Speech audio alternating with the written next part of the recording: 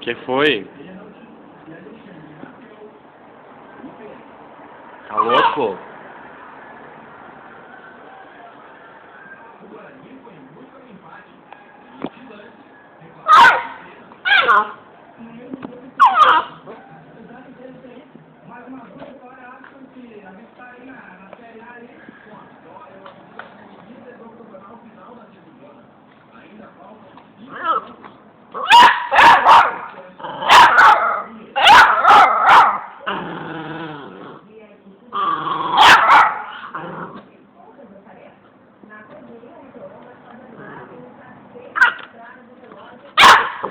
Tá doido?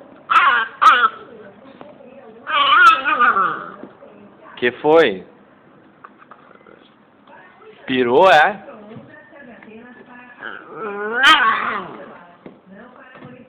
Ela acaba de preparar um prato para toda a família. É um maço do prato e faço doces e salgados.